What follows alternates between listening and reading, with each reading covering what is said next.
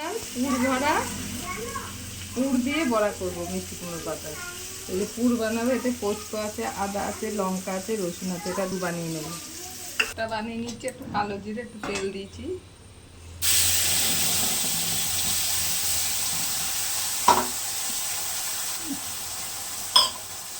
Mix করে বাকিটা দিয়ে একটু জল দিয়ে দিলাম, লবণ হলুদ দেবো,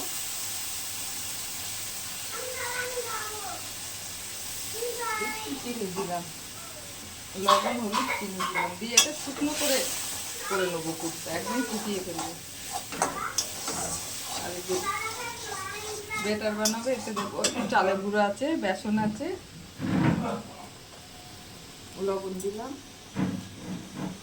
হলুদ দিলাম, একটু কালো জিরে দিলাম। এবার জল দিয়ে অল্প অল্প করে ব্যাটারটা ভালো করে বানিয়ে নেব। পরে পুরটা লাগিয়ে নিচ্ছি এরকম করে।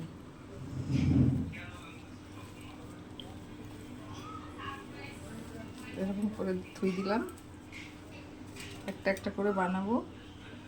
আর একটা করে রেখেছিলাম, তেলের মধ্যে দিয়ে দিলাম, ফুলেছে।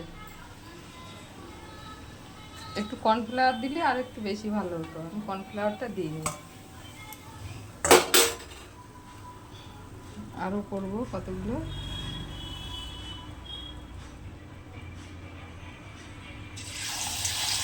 থানকুনের পাতার বড়া